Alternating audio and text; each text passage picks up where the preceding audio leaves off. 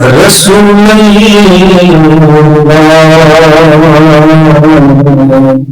وسلم علیہ یا حبیب اللہ یہ خواہش تیرے ہوتے جو پیدا ہوا ہوتا تیرے چہرے کو آقا کھتا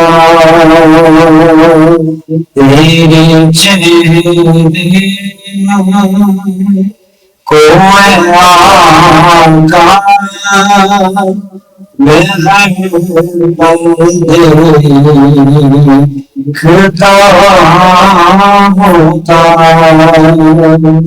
میں بچوں میں یتیم ہوتا اور پھر دکھایا ہوتا میں بچوں میں یتیم ہوتا اور پھر دکھایا ہوتا لگاتا مجھے سینے میں جی کر کے ہنسانا ہوتا اور فلک پر چاند میں ہوتا اور ہوتے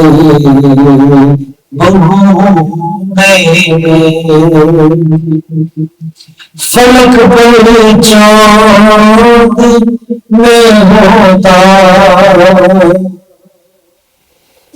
اور ہوتے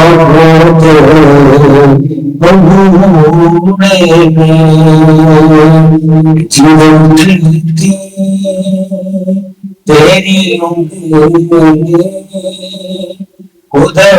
ادھر جھک گیا ہوتا جد اٹھتی تیری ادھر جھک گیا ہوتا عزیز طلباء اللہ کریم نے قرآن مجید میں ارشاد فرمایا وَمَا آتَاكُمُ الرَّسُولُ فَخُذُوهُ وَمَا نَهَاكُمْ عَنْهُ فَانْتَهُوا میرے رسول تمہیں جو دے دیں وہ لے لو جس چیز سے منع کر دیں اس سے رک جاؤ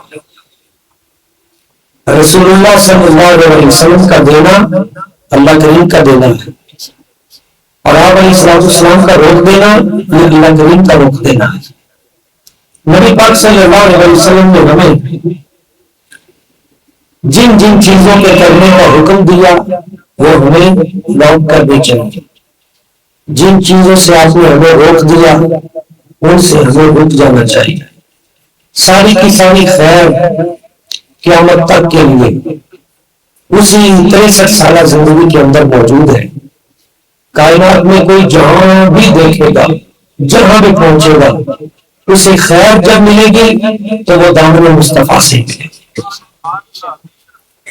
اللہ تعالیٰ فرماتا ہے میرا حبیب تمہیں جو دے وہ لے یعنی اللہ تعالیٰ نے نبی پاک صلی اللہ علیہ وسلم کو کامل اختیار کے ساتھ بھیجا حضور جس کے لیے جو چیز چاہے ویسے کر دے جس کے لیے جو چیز چاہے ویسے نہ کرے یہ بات اس لیے بتانا آپ تک میں ضروری سمجھتا ہوں کہ فتنوں کا دور ہے اور لوگوں کے ذہنوں میں نوجوانوں کے ذہنوں میں بسا اوقات پروپیگنڈا باز کے ذریعے یہ ڈال دیا جاتا ہے کہ شاید رسول اور عام شخص ان کے درمیان جو وجود کی مماثلت ہے اس بنیاد پہ شاید دونوں کے اختیارات بھی ایک جیسے ہیں ایسا نہیں ہے جن کو اللہ کریم نے منتخب کر کے بھیجا ہے تو انہیں اختیارات بھی اعلیٰ عطا کیے اور ہمارے نبی پاک صرف رسول نہیں ہے، محبوب بھی ہیں اللہ کریم کے. تو اللہ کریم نے انہیں اختیارات بھی سب سے اعلیٰ عطا کیے. اور کچھ اختیارات ہیں دین کے اندر اور کچھ ہے باہر. اللہ کریم نے اپنے محبوب کو دین کے اندر بھی اختیار دیے، دین کے باہر بھی اختیار دیے. مثلا باہر کا اختیار حضور کو دیا کہ کفار مکہ نے آ کے کہا اگر آپ سچے ہیں تو یہ جو 14ویں کا چاند ہے اس کو 2 ٹکڑے کر کے دکھائیں. اس کا اشارہ قرآن مجید میں بھی ملتا ہے. اقتربت الساعۃ وانشق القمر، قیامت کی نشانی یہ ہے کہ چاند 2 ٹکڑے ہو گیا. تو کس نے 2 ٹکڑے کیا؟ صحیح بخاری کی حدیث ہے. کفار مکہ نے آ کے کہا چاند کو 2 ٹکڑے کر کے دکھائیں، تو آپ نے اس طرح اپنی انگشت اٹھائی، انگشت شہادت، اور چاند کو 2 ٹکڑے کر دیا. صحیح بخاری صحیح مسلم سے لے کے آج تک تمام احادیث میں موجود ہے. کفار مکہ کہنے لگے یہ جو سامنے درخت ہے اگر یہ آپ کے پاس چل کے آپ کے سلام کرے، کلمہ طیبہ پڑھے، ہم تو پھر مانیں گے. حضور نے فرمایا اس کو جا کر میرا سلام کہو، اس سے کہو کہ تمہیں رسول اللہ بلا رہے ہیں. تو درخت اپنی جڑیں اکھاڑ کے حضور کی بارگاہ میں سلام عقیدت پیش کرتا ہے. باہر کے اختیارات یہ دیے کہ جبل احد پہ حضور تشریف فرما ہے، سیاستہ میں موجود ہے. وہ جبل احد حضور کو دیکھ کے بچت میں آتا ہے تو سرکار اپنی ٹھوکر سے اس کو پاؤں کی ٹھوکر سے روک کر فرماتے ہیں اس کو فَإِنَّمَا عَلَيْكَ نَبِيٌّ وَصِدِّيقٌ وَشَهِيدَانٌ، اے احد پہاڑ رک جا، تھم جا، تیرے اوپر اللہ کے ایک نبی موجود ہے، ایک صدیق موجود ہے اور 2 شہید موجود ہیں. اور احد پہاڑ وہیں پہ ساکن ہو جاتا ہے. یہ باہر کے اختیار. حضرت انس رضی اللہ تعالیٰ عنہ آتے حضور میں نے اپنے ڈیرے پہ کنواں کھودا ہے لیکن اس کا پانی کڑوا نکلا ہے اور اس میں سے سمن بھی آ گئی ہے. تو سرکار نے یہ نہیں فرمایا کہ میں تمہاری کنویں تو میٹھے کرنے نہیں آیا، میں تو قرآن دینے آیا ہوں، سبق پڑھو، اپنا کام کرو. نہ، حضور اس لمحے حضرت انس رضی اللہ تعالیٰ عنہ ان کے ڈیرے پہ ایک بنفس نفیس تشریف لے گئے. فبصق رسول اللہ صلی اللہ علیہ وسلم فی بئرہ، اس کنویں میں حضور نے اپنا لعاب دہن ڈالا. ابھی لعاب دہن نیچے پہنچا نہیں تو خوشبوئیں پہلے باہر آنی شروع ہو گئی. حضرت انس فرماتے ہیں پورے شہر مدینہ میں میرے کنویں سے زیادہ کسی کنویں کا پانی میٹھا نہیں تھا. اور مجھے 2010 میں اس کنویں کا پانی پینے کی سعادت بھی ملی مدینہ طیبہ میں. آج بھی اس کنویں کا پانی بہت میٹھا ہے. یہ میرے سامنے ایک بوتل ہے، آپ دیکھ رہے ہیں، یہ بوتل آپ بھی دیکھ رہے ہیں. اچھا میں آپ کو مثال دیتا ہوں. یہ وقاص صاحب کی بوتل مجھے پکڑائیے تاکہ آپ کو مسئلہ صحیح سمجھ میں آ جائے گا. ایڈز کے ذریعے یہ بوتل ہے. اس بوتل میں اگر ہم 3-4 چمچ ہم شوگر ڈال دیں تو یہ میٹھی ہو جائے گی یا نہیں؟ ہو جائے گی. اچھا یہ ہم پانی سارے کا سارا آپ لوگوں کو پلا دیتے ہیں، چلو میں نہیں پیتا، بعد میں دوبارہ اس میں پانی ڈال دیتے ہیں. وہ جو بعد میں پانی ڈالیں گے وہ میٹھا ہوگا نہیں. زندہ باد، آپ کا IQ لیول ٹھیک ہے. تو اس کے بعد ہم دوبارہ اس میں جو پانی ڈالیں گے وہ میٹھا نہیں ہوگا. اب دیکھیں اللہ کریم نے اپنے محبوب کو کتنی قوت عطا کی کہ اس لمحے جو پانی میٹھا تھا لعاب دہن کا، اس کی برکت سے صرف وہی میٹھا نہیں ہوا، 1500 سال گزر گئے ہیں، حضور کے اس لعاب دہن نے اس کنویں کی تقدیر بدل دی. وہ پانی آج بھی میٹھا ہے.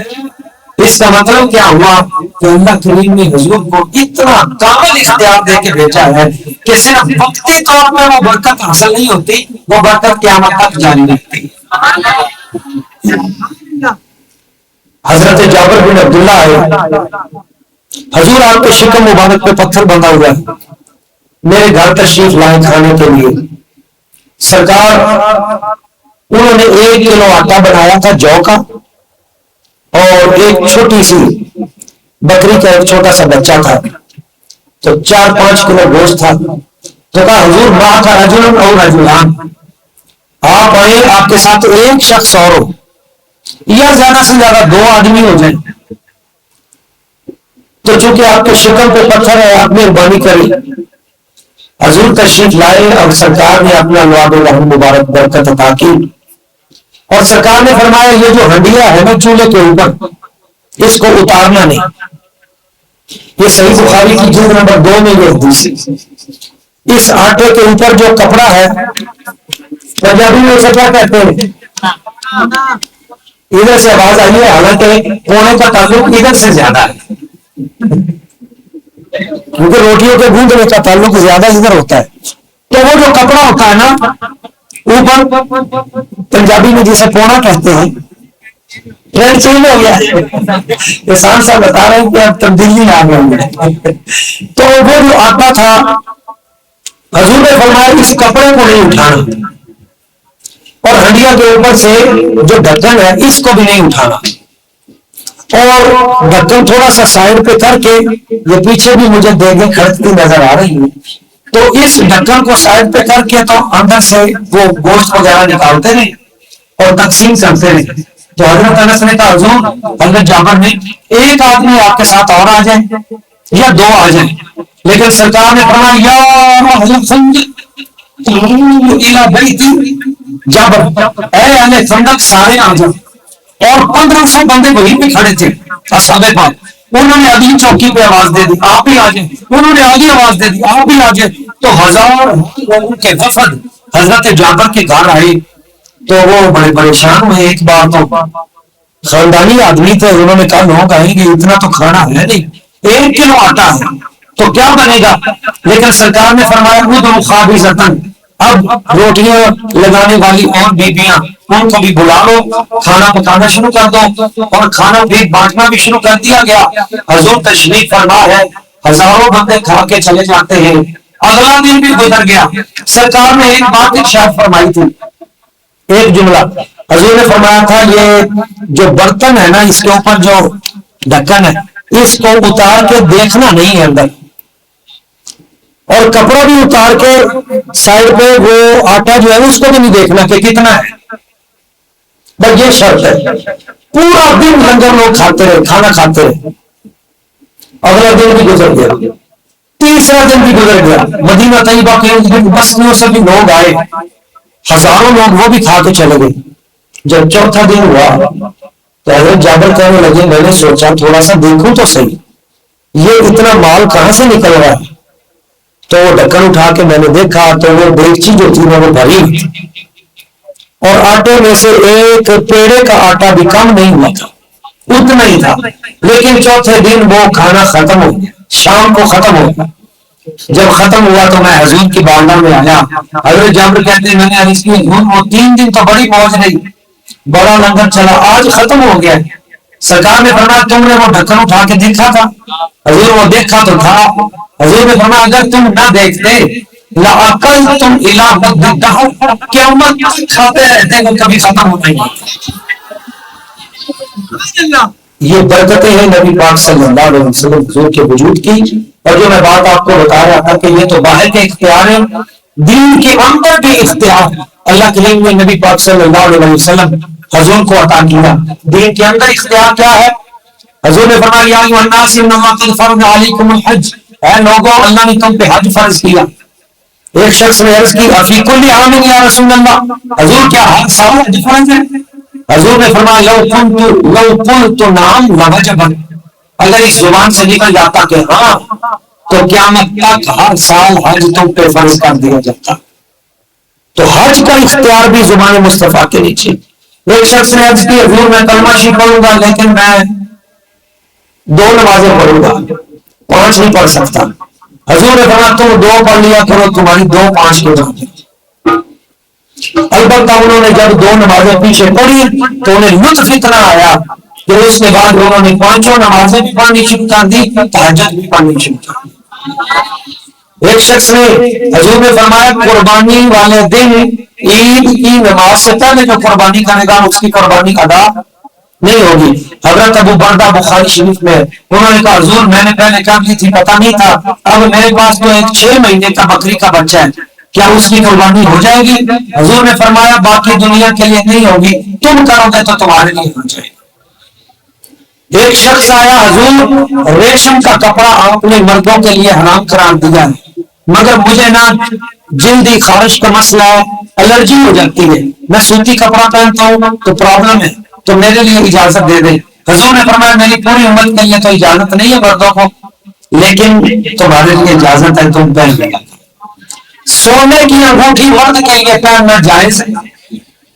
دیکھیں یہ ساری نعمتیں آپ کے لیے, ابھی بھی آپ کہیں کہ جناب ہمارے لیے تو اسلام میں کوئی شاید نہیں ہے, ساری برکتیں اللہ تعالیٰ نے خواتین کے لیے رکھی ہیں. مرد سونے کی انگوٹھی نہیں پہن سکتا, چاندی کی 4.5 ماشین کو پہن سکتا ہے, لیکن نبی پاک صلی اللہ علیہ وسلم کا اختیار دیکھیے. حضور نے فرمایا کسی مرد کو اجازت نہیں وہ سونے کی انگوٹھی پہنے, لیکن حضرت سراقہ رضی اللہ تعالیٰ نے ان کو حضور نے اجازت دی. سرکار نے فرمایا اے سراقہ ایک دن آئے گا انگوٹھی نہیں, کس طرح بادشاہ ایران کا اس کے سونے کے کنگنوں سے تمہارے دونوں بازو بھاگ دیے جائیں گے, اور ان کے دونوں بازو بھاگ دیے گئے. تو اس طرح بہت ساری امثال موجود ہیں.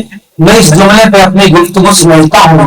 ایک ہے حضور کا آنا پورے اختیار لے کر, دوسرا ہے سرکار صلی اللہ علیہ وسلم کا ہمیں دین سکھانا. تو حضور کس پیغام کے ساتھ آئے؟ سرکار فرماتے ہیں میرے آنے کا مقصد یہ ہے میں تمہاری اخلاق اچھے کر دوں.